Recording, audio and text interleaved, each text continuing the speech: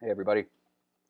Taping today from my new location in Macungie, Pennsylvania. I bet you don't know where that is. It's not far from Allentown, like the Billy Joel song. Um, got here about a week ago. I'm still exhausted, but look at this. Oh man, look at this. I don't know if you can see this.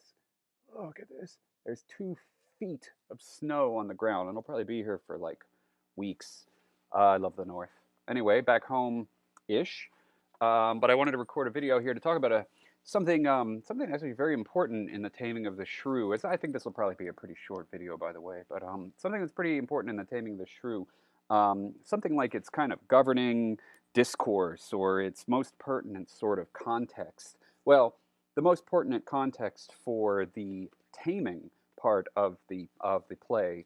The title's got a bit of a misnomer in it. Well, a misdirect. How about that? A red herring, which is to say, it refers to the taming, but then taming of what? Well, taming of a shrew, which is a little mouse-like rat thing, because shrew is metaphorically had begun already to be used for a woman, a nagging woman, or a disobedient or forthright woman, which was considered which was part of the sort of misogynistic subculture or maybe not even subculture, maybe just like misogynistic culture of Renaissance England and most of history, if not all of history. God, it's just been a bad few thousand years here, people. But when you get to Act 4 of this play, right off the bat, Act 4 is sort of the beginning of the taming that we've been waiting for. We've seen Kate, Catherine, Caterina, however you want to call her. She's called in many different ways. Um, you've seen her demonstrating her shrewishness for about 3 acts, and the Act 4 is really where the sort of the show begins, giving credence to the name of the play. Actually, way before there, something starts to happen. So let's get past this. I'm already sort of this silly image that I found. Like, who made this, by the way? Anyway, um, gives away the point. But something begins early on in the play. This is just from Act 1, Scene 1. This is like after the induction and the beginning of the play that Sly and the Lord are watching. And this is one of the ways in which Shakespeare works, or one of the ways he's noted. And noted to sort of structure his plays and build plots and themes. I guess in my last video, I was looking at some text pretty closely. Petruccio and Caterina like having a kind of a back and forth, a sort of battle of wits in punning. And so we saw how Shakespeare plays like short game. I guess I use golf metaphors. He plays like a short game with puns and rhetorical tricks like internal rhyme and paronomasia, which is sort of the breaking apart of the sounds of the words into other words, and then wit and conceits, which are very indicative of the age, especially the so-called metaphysical poets like John Donne, who will really just go a long way for a pun. I think Shakespeare goes a long way for a pun. But that's kind of short game. Shakespeare also has pretty elaborate long gaming. That is to say, big sort of discursive connections with cultural and rhetorical and historical like topoi or points of connection. So anyway, early on in the play, in Act 1, Scene 1, gremio, not to be confused with grumio, which, by the way, is like annoying to anyone who is just reading the play. I know some of you in your letters commented, it's like, God, gremio and grumio, can't we like differentiate this a little better? But on stage, there wouldn't have been a problem because gremio is an old fart and grumio is apparently a younger man, a servant. And they appear in different contexts. So, and you don't even really need to remember their name. You just think, oh, this guy. So there's another way in which some problems that seem kind of odious textually are resolved visually, or may be resolved visually on the stage. Gremio, by the way, the names are all funny in this, by the way. Gremio is kind of, it looks like it means the lap, whatever you want to get out of that. And Tranio, the servant of Lucentio, means something like the trans, it's funny, it almost means like the trans guy, but like it's not a trans guy. It's not one of those plays. There are transvestites all over Shakespeare's plays, but not so much this one. But it means something like the conversion guy, and so does cambio, which can mean like the changing guy, referring to the fact that Tranio is playing as Lucentio, and cambio is Lucentio pretending to be the scholar as he's hitting on Bianca, whose name White also has some relevance and actually is part of a play at the very, a pun at the very end of the play. We won't be looking at that today. Suffice to say, Gremio here is an old guy with money, Mr. Moneybags. And the way that he's described and the way that he sort of acts and the fact that he's got this, he's an old man fishing around for a young woman and he's got a lot of money. It's kind of coming out of this, I should have had an image here, a commedia dell'arte, this kind of older Italian theater, the ones with the masks that you see in like Venetian Mardi Gras and stuff, Carnivale, that is. It's Gremio seems to be in touch with a commedia dell'arte character called Pantalone, who's like this old man. He's kind of stooped over. He's usually got like a purse dangling, and that purse, that is bags, hanging kind of near his crotch, is part of a pun that that somebody, now I don't remember who, maybe even Grumio actually makes fun of this guy, or maybe it was Hortensio. Whoever it was, it doesn't really matter. Gremio is speaking here, and this is early on when he and Hortensio were first trying to sort of get in with Baptista, that is Bianca's dad. And Bianca's dad, Baptista, has reminded these two guys, these two suitors, that he's not going to give away his younger daughter Bianca until he gets his older daughter hitched. And Gremio says, "Why will you mew her up, Signor Baptista, for this fiend of hell, and make her bear the penance of her tongue?" You know, so you've got Bianca and Caterina in the scene from her, and he says, "Why are you mewing her up? Put her away, like put her in the dark somewhere. Keep her back." On account of this one, for this fiend of hell, that is Kate, the shrew, and make her, Bianca, bear the penance of her, Kate's, tongue. So the key word here is mew. So if you have a note, if you have an edition with notes, a lot of what I'll be saying here pings on things that are in those footnotes. I even put up a couple editions last week, so you might have read this already, but mew is a very specific piece of technical terminology, and it comes from the exceedingly aristocratic and ever popular Renaissance and medieval habit or hobby of falconry. A mew is, oops, I'll let another image here in a minute. A mew is where you pen up a recently captured falcon when you're in the process of taming it. So just that one little pinch into this this sort of discursive context that is the language and technical terminology of falconry, I guess is Shakespeare kind of pushing a little domino. One little domino early on in the play, which will eventually sort of build and build and build until we get to Act 4, when like most of what is happening on the stage is referencing or referring to and also sort of relying on the context of falconry, hawking. That is to say, hunting with birds, hunting with falcons. So few things right off the bat about this. Probably very few of you have ever hunted with hawks. It's funny, I had a class, I guess my first semester in Clemson, like 2014 or something. I said something very similar. It's like, obviously none of you have ever hunted with hawks before. And this guy was like, actually, freaking guy, it turns out he like hunts with hawks every weekend. He's into falconry. So apparently you can still do this somewhere. I've had a hawk in my hand before for some reason, Boy Scouts, probably.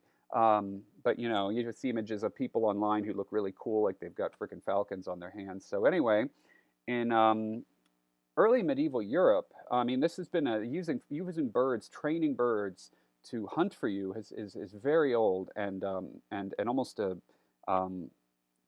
quasi universal, like anywhere in the world. It's not a specific European thing. People have gotten into this sort of hobby of hunting with birds. It's exceedingly time-consuming to train the bird, very difficult too, and kind of also therefore, it was a very aristocratic thing to do. Hunting in general is a very aristocratic thing to do. I mean, early Middle Ages Europe, the the aristocracy was more or less simply, and I'm talking more about the sort of the Germanic countries like Anglo-Saxon England and the Germanic-speaking peoples on the continent. The aristocracy was the warrior class. So what do you do when you're not going out and killing people? How do you, I guess, demonstrate that you're a warrior and you're still capable of all of the techniques that make you a successful warrior in the field, and keep yourself trained and up to sort of keep yourself fit and in shape and exercised in warfare? Well, hunting is the solution.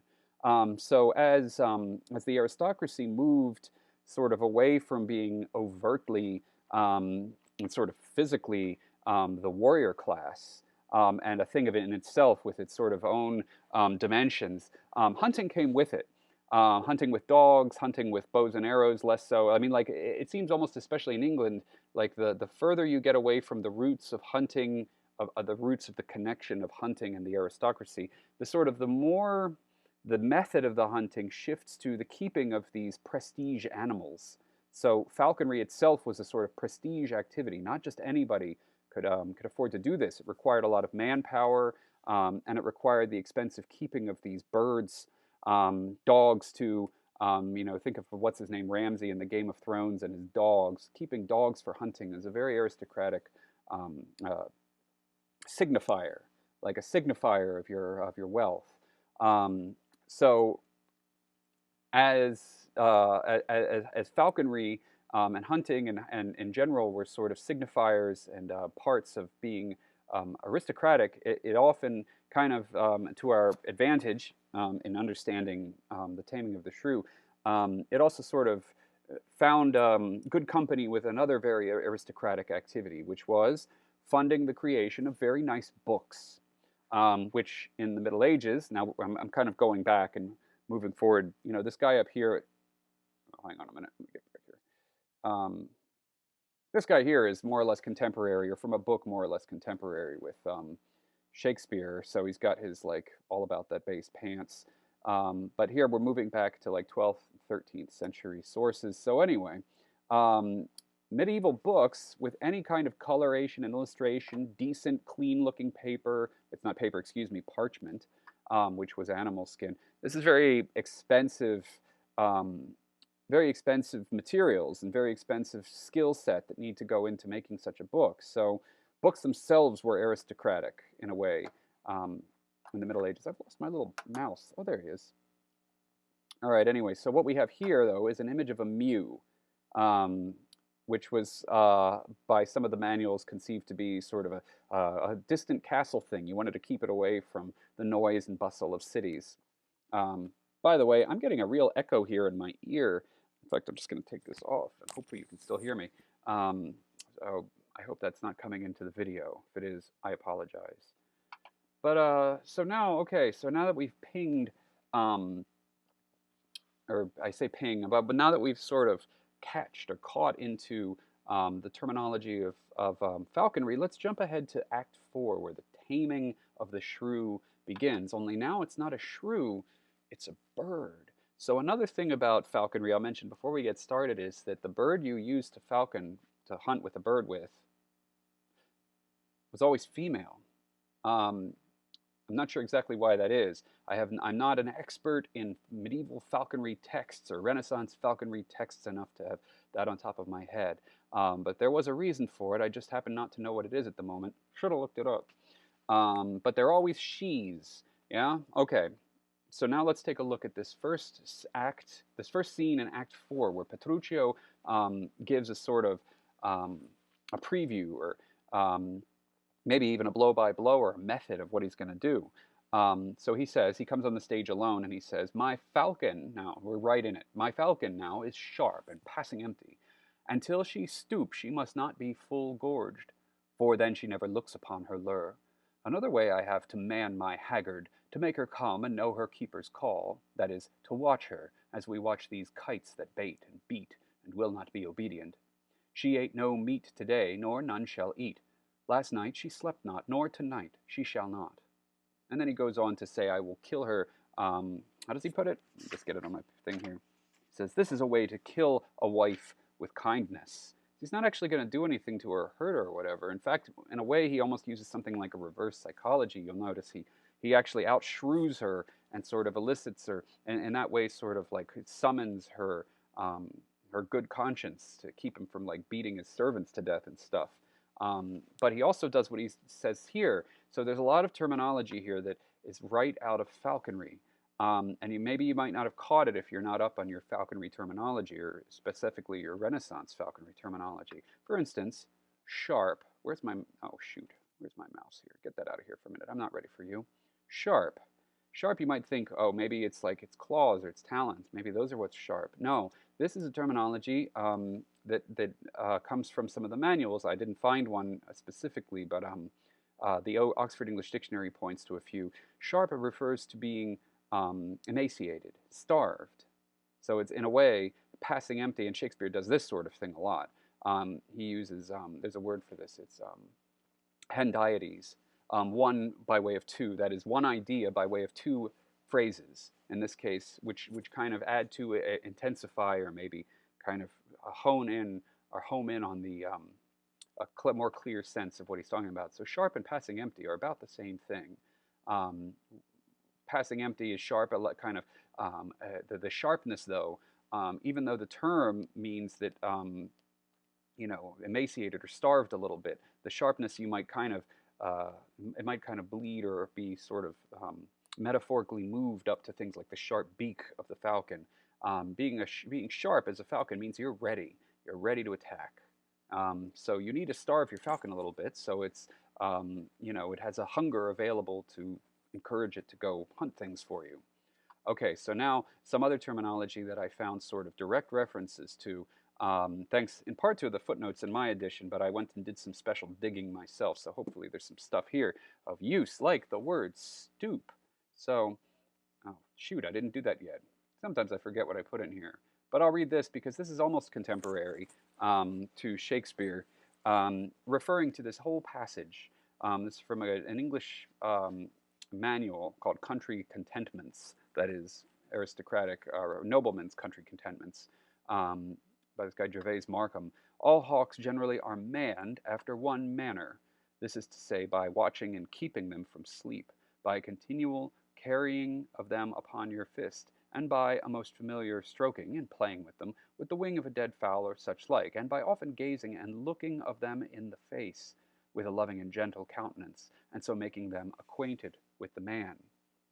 Something here which is going to come up in a little bit is these terms, this unusual use of man as a verb, which is straight out of the hawking manuals. And then this idea of watching, but we'll get to that in just a second. So I also wanted to look at another near contemporary English manual for a little insight about stoop, which is defined in this falconry manual by a guy named Latham, which is called Latham's Falconry, as when a hawk, being upon her wings at the height of her pitch, bendeth violently down to strike the fowl or another prey, or the lure, as the case may be, which was just a little bobbin thing that you could use. Oops, I dropped my microphone. I guess I should keep this in my ear. To train your falcon. So to stoop, in other words, isn't what a falcon does at rest or something, and it's not like hunched over, whatever. This is the point of like maximum desire to attack, right? Because she won't be ready to do this if she's full. But then she never looks upon her lure. Another way I have to man my haggard. All right, so we talked about this use of the verb to man. I want to see if I added what I thought. Yes, I did. Good. So this is from a manual that was extremely famous throughout Europe for a long time. It's a Latin manual, which is the title translates The Art of Hunting with Birds, by one of the most sort of historically significant figures in the Middle Ages, a guy named Frederick II. He was the Holy Roman Emperor for the 5th and 6th Crusades, who had his court in Sicily, which was where Normans, that is, from the north of France, actually had sort of moved their royal courts. Frederick II was kind of a hell of a guy. This is a terrible image, but I mean, like, what medieval little miniature image is like less than ugly? Anyway, He spoke something like 6 languages, including as one of his native languages, Arabic. He was a very interesting guy. But part of his joys in life, other than killing heathens, um, crusades, right? Anyway, was falconry. And he wrote this quite long and extremely authoritative, even like to this day, still authoritative manual about falconing, about hunting with birds and keeping your birds and training and taming your birds. So here he's featured in one of his only sort of images, although it's god awful, with a bird on with a hood on, which we'll see later. Um, and this book, getting back to a theme I mentioned a while ago, although it's eaten up by the ravages of time, was just beautiful and lavish with images.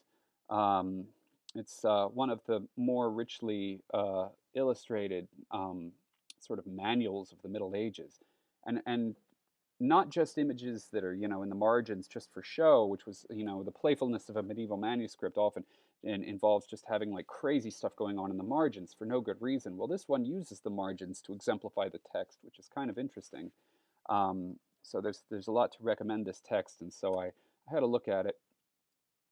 Anyway, The Art of Hunting Birds by Frederick II talks about this idea of manning. So after the sealed falcon has been placed on the, sorry, I should have said fist, not first, she should remain there for a long time in a darkened room where she is alone with her keeper. In this state, she may continue all day and the following night. The amount of emaciation to be secured in each instance, that is, in bird to bird, cannot be determined in advance. I've cut out a fair amount here, but the point here is to man a bird means to make it gentle and available and tolerant of being on the wrist of a man. Yeah, that's what to man is. There's another word here in the manual. There's this idea of sealing. Now, I hope to God they don't do this anymore. So part of the taming procedure, at least according to the medieval manuscripts, was that you actually sew the poor bird's eyes shut. It's about the first thing you do when you capture a wild falcon is you sew her eyes shut, and it goes into elaborate horrid detail about how to gently cradle the bird as you stitch its eyes shut. That's what to seal is. So we don't get anything literally like that, thank God, in this play, but I'm not sure what is more metaphorically like that um, than when Petruccio later on is sort of gaslighting her and telling her that it's the moon shining when it's clearly the sun and stuff like that. Okay. Anyway, to man. So that's straight out of falconry. Now, what is that all about? Sometimes I don't know what I put in this thing. Let's talk about the word haggard. Um, to man my haggard. Well, what's a haggard? Let's go back to Latham's falconry, where we find haggard is not defined as, but described as a bird with that has such greatness of spirit that she will not admit of any society until such time, sorry, as nature worketh in her an inclination to put that in practice which all hawks are subject unto at the springtime. In other words, what's a bird subject to in springtime? Well, the urge to reproduce, lust. It's a bird that needs to be sort of got a little extra, a little too much energy and spirit in her, and you need to sort of incline her to love. So to man my haggard, it's interesting. Like the falconry manuals sort of rely on old terminology from like troubadour love poetry sometimes to talk about the relationship between the keeper and the bird. Ideas of springtime as a metaphor for love. So Haggard kind of brings all of that to play in Shakespeare's line here. He needs to man his haggard because Kate is a haggard in the sense that she's reluctant to obey and she's got a lot of spirit.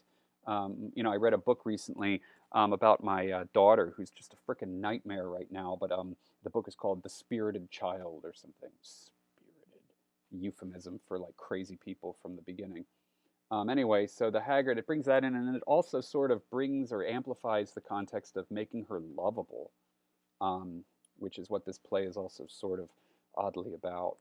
Now, I'm going to click next. God knows what I put in this little PDF here. Okay. Oh, wait a minute. I think I wanted to mention something else. Let me see. Go back for a minute. Yeah, a few more things I wanted to mention here that I don't have I don't have a source for, but I just happen to have encountered in my research in the past. One real quick though is just what this means when he says, come on now. That is to watch her as we watch these kites. Okay, that doesn't mean what we think it means. It's not about Petruchio watching her. To watch in this usage means to keep awake. In fact, that draws on a very old etymological connection, which is kind of right in front of our noses, but which we often don't really see, which is the fact that watch and wake come from the same root. Wakon means to stay awake, and we still use this when we have like third watch, like who's going to stand watch. You might think that that means stay up to like watch, right? But only sort of by development, by developing secondary meanings. Originally, that sense came from stay awake. To watch is to stay awake.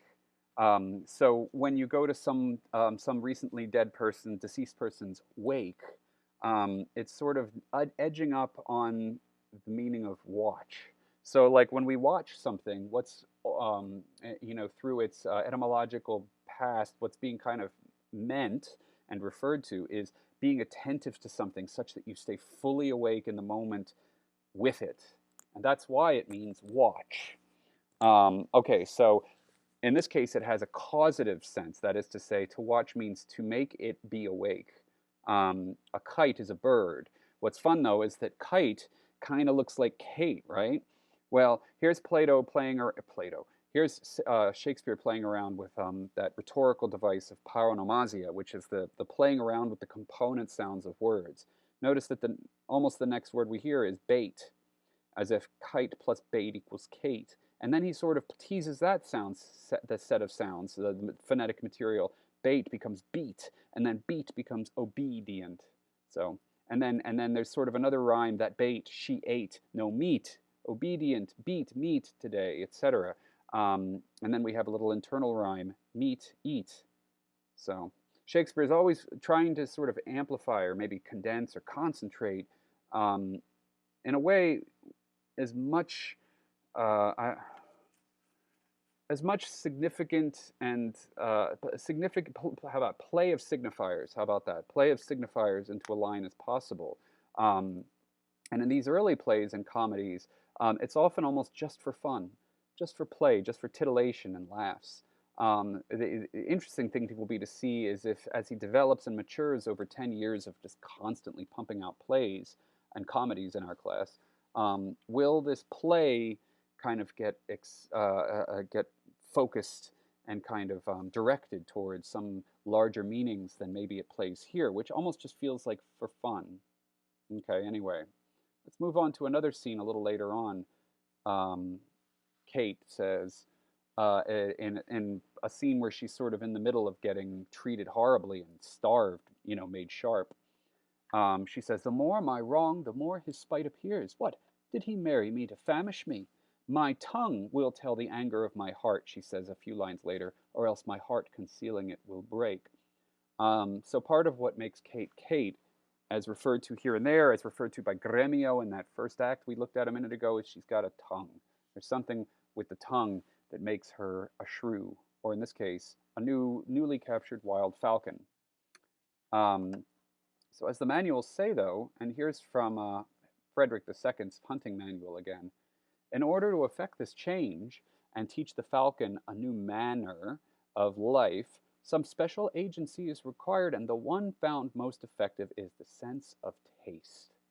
In other words, the way to a bird's heart is through not its stomach, kind of through its stomach, but more explicitly through its mouth. So you might have noticed that there was the Gervais Maltham, I think that was his name, his quote, you're holding your bird and you're stroking it with like its future prey. There's a lot of taste. You're meant to sort of move around its sort of its disposition by controlling its taste, and that includes its food, but emphatically it's the taste, not just the fullness or the food or the digestion, which is being controlled. In other words, to change Kate's whip-like tongue, we have to get it taste itself. It's almost as if starving her is sort of getting at the tongue. Anyway, let's see what else we have here to look at. Just more by I'm just going through and looking at some of the dialogue in which the falconry terminology really plays a role. Okay, so this is where there's this case of this funny cap, this weird hat scene. You might have wondered what that's all about. Well, I have an idea. Anyway, a haberdasher, that is to say, like a professional tailor, comes in. He says, "Here is the cap your worship did bespeak." Petruchio, "Why, this was molded on a porringer, a velvet dish. Fie, fie, 'tis lewd and filthy.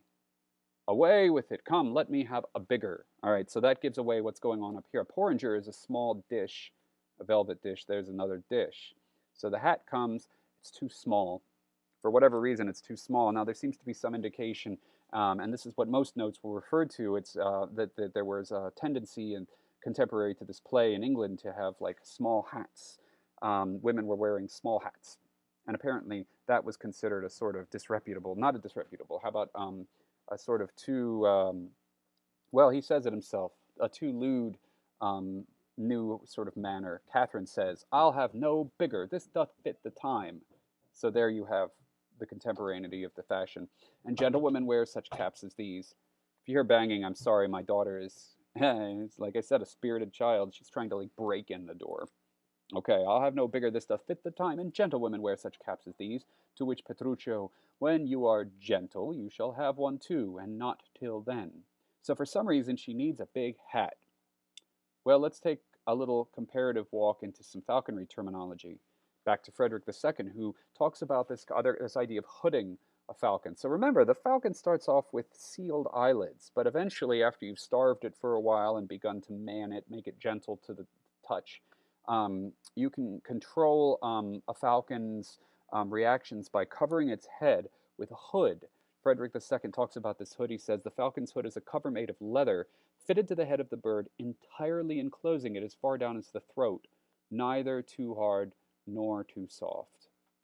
So, one, it's got to be a pretty big hat. It's got to fit entirely over the bird's head. I'll have an image of it in 1 second.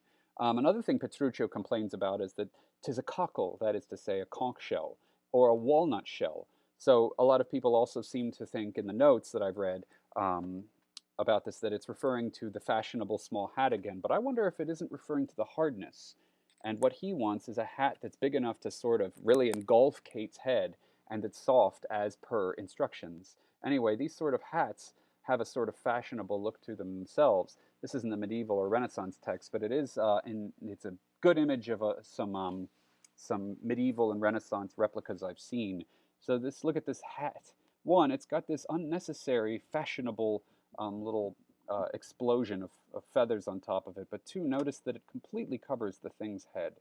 The idea being to control light, to control what they see. And there's an entire procedure about how you go about hooding them and then unhooding them.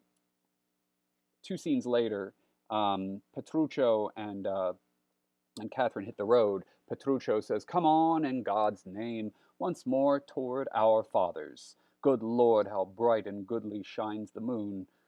P.S. Our fathers is referring now to Petruchio and Catherine's father. Petruchio being one flesh with his wife now, he's accepted her father as his. So they're going back to Baptista's. Anyway, he says, "Good Lord, how bright and goodly shines the moon." Now, it's midday because Catherine says, "The moon? The sun? It is not moonlight now." Petruchio, "I say it is the moon that shines so bright." Anyway, it turns into a battle of sort of will over logic or over reason, and Petruchio wins because Catherine's just freaking desperate to keep going and not to be lollygagging on the road, and so eventually she accepts that it's the moon.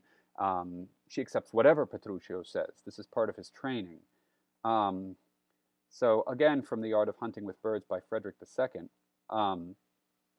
it talks about after the process of mewing, of like locking it up in a room and sealing and hooding, after the wild falcon has been tamed in the mews, has been fed rather small amounts of food, she may be taken outside by the falconer. So at this point in the Taming Act 4, Catherine's been kept in this house, gaslighted by both Petruchio and Grumio, kept from eating much of anything, and eventually they let her out, right? So Okay, so she may be taken outside by the falconer. When the falcon is carried outdoors for the first time, she should be transported to some place where she will be least likely to see unfamiliar objects, namely her father's house.